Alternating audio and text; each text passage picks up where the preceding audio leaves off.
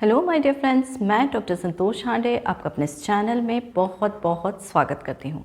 जैसे कि आप जानते हैं, हम हमेशा एक होम्योपैथिक मेडिसिन के बारे में चर्चा करते हैं और जानते हैं इसके बहुत ही ज़्यादा महत्वपूर्ण 5 सिम्टम जिसके आधार पर इस मेडिसिन का उपयोग किया जाए तो ये बहुत ज़्यादा अच्छे रिजल्ट्स देती है। तो इसी तरह से आज हमारी चर्चा का विषय है रैननकुलस बल्बोसस, जो कि बहुत सारे रोगों में काम में आती है। तो चलिए देखते हैं कौन से ऐसे वो सिम्टम्स हैं जिसके आधार पर अगर इसे दिया जाए तो ये बहुत ही लाभदायक सिद्ध होती है। यदि आप मेरे इस चैनल में नए हैं तो इसे सब्सक्राइब कर लीजिए और इस वीडियो को शुरू से आखिर तक ज़रूर से देखिए, क्योंकि ये वीडियो में रैननकुलस बल्बोसस के बारे में मैं बहुत ही इम्पॉर्टेंट इन्फॉर्मेशन देने जा रही हूँ। ये जो मेडिसिन है ये पटा कप कहलाती है और रैननकुलेसी फैमिली को बिलोंग करती है और ये बेसिकली बहुत सारे रोगों में काम में आती है, जैसे त्वचा के रोग।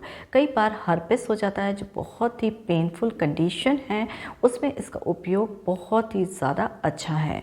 दूसरा जो रिब्स होती हैं यानी हमारी पसलियाँ होती हैं, उनमें जो दर्द किसी किसी को बहुत ज़्यादा महसूस हो जाता है जिसको कि इंटरकोस्टल रियूमेटिज्म कहते हैं, उसके लिए बहुत फ़ायदेमंद साबित होती है। जो शोल्डर ब्लेड होते हैं, कंधे की पीछे वाला तिकोने आकार की हड्डी होती है, उसके लोअर एंगल में अगर किसी को लगातार दर्द रहता है तो उसमें भी इसका उपयोग फ़ायदेमंद है। तो इस प्रकार से ये विभिन्न प्रकार के रोगों में बहुत ही अच्छे से इस्तेमाल की जाती है। चलिए एक एक करके इसके सिम्टम्स सीख लेते हैं कि वो कौन से सिम्टम्स हैं जिसके आधार पर इसे दिया जा सकता है। पहला उपयोग मैं बताने जा रही हूँ कि ये त्वचा रोगों के लिए बहुत ही ज़्यादा यूज़फुल मेडिसिन है। क्या प्रोड्यूस करती है त्वचा में? विशेष रूप से हर्पिस, जो कि एक वायरल इन्फेक्शन है जो वेरिसेल और जोस्टर के द्वारा होता है, उसमें ये काफ़ी ज़्यादा उपयोगी है।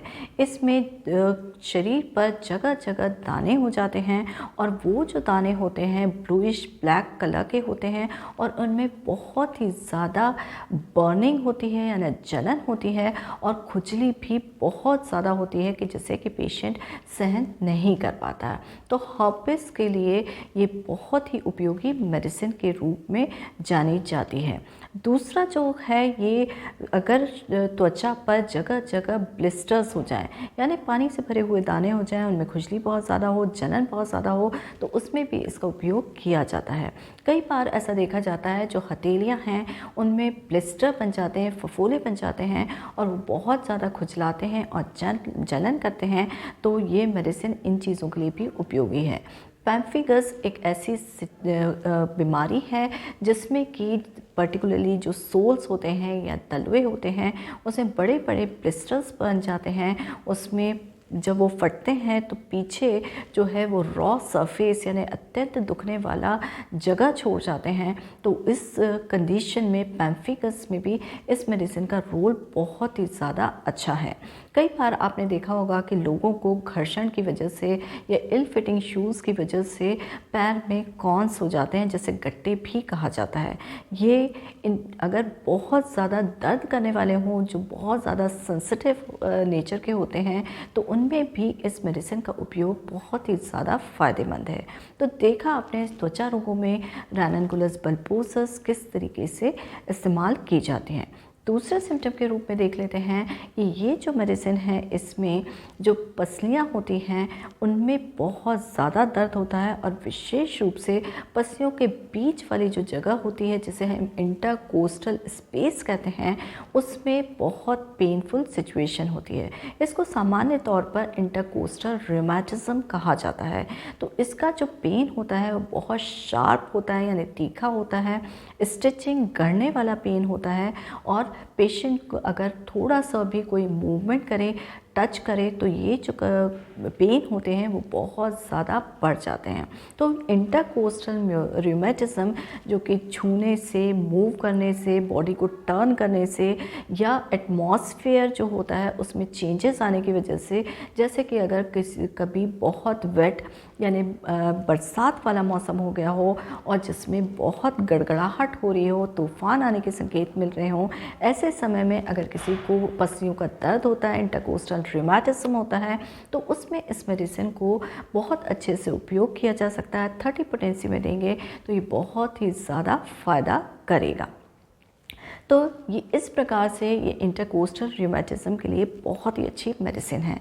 तीसरा सिम्टम के रूप में देख लेते हैं कि शोल्डर ब्लेड यानी कंधे का जो दर्द होता है उसमें ये बहुत राहत देने वाली मेडिसिन होती है।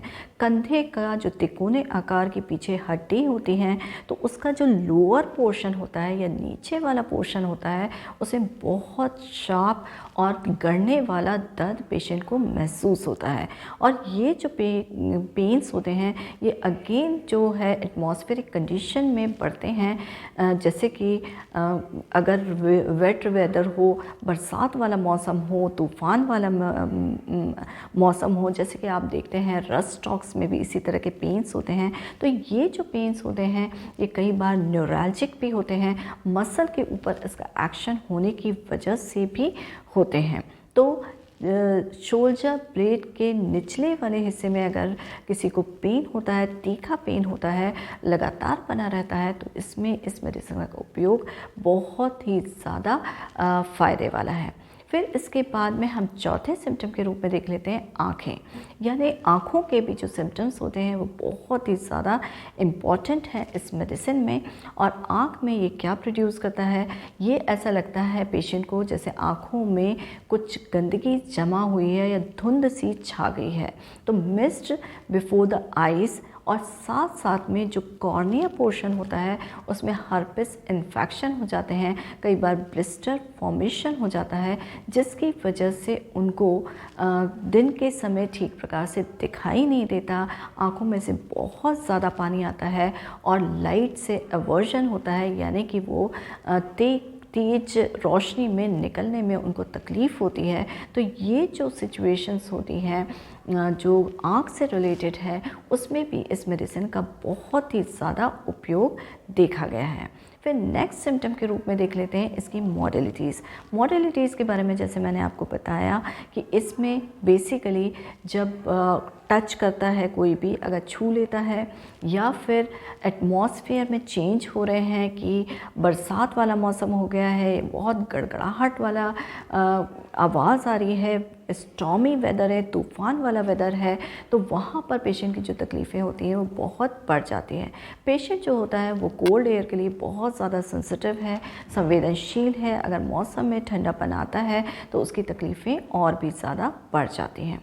इसके साथ साथ में ये जो मेडिसिन है, ऐसे लोग जो बहुत ज़्यादा लिकर लेते हैं यानी शराब का सेवन करते हैं और उसके कारण से उनमें जो दुष्प्रभाव पैदा होते हैं उसके लिए भी इस मेडिसिन का उपयोग किया जाता है। जैसे अगर बहुत ज़्यादा अल्कोहल लेने वाले लोगों में या हिचकियाँ बहुत ज़्यादा आती हैं, लगातार बनी रहती हैं, तो उस सिचुएशन में इसको दिया जाता है। एक और इन जो ज़्यादा मात्रा में शराब का सेवन करते हैं उनमें डेलीरियम ट्रेमेंस नामक एक सिचुएशन रहती है, तो उसमें भी इस मेडिसिन का उपयोग जो है वो बहुत ज़्यादा फ़ायदेमंद है। आमतौर पर इसे देखा जाता है अगर आपके थोड़े सिम्टम्स मैचिंग करते हैं तो लोअर पोटेंसी में आप बार बार इस मेडिसिन का उपयोग करा सकते हैं। और अगर आपको कॉन्स्टिट्यूशनल मेडिसिन के रूप में इसको लगता है कि देना चाहिए तो आप हायर पोटेंसी में सिंगल डोज और जिसका रिपीटिशन आप बार बार नहीं करेंगे ऐसे दिया जाना चाहिए। कभी भी होम्योपैथिक मेडिसिन को खाने के 15 मिनट पहले या बाद में कुछ और तीखी चीज़ों का सेवन नहीं करना चाहिए, जैसे कि प्याज है, लहसुन है, कॉफ़ी है इत्यादि का। तो ये थे सिम्टम्स रैननकुलस बल्बोसस के बारे में। आई होप ये इन्फॉर्मेशन आपके लिए यूज़फुल साबित होगी और यदि आपको यूज़फुल लगे तो प्लीज़ मेरे चैनल को लाइक करिए, शेयर करिए और सब्सक्राइब भी कीजिए।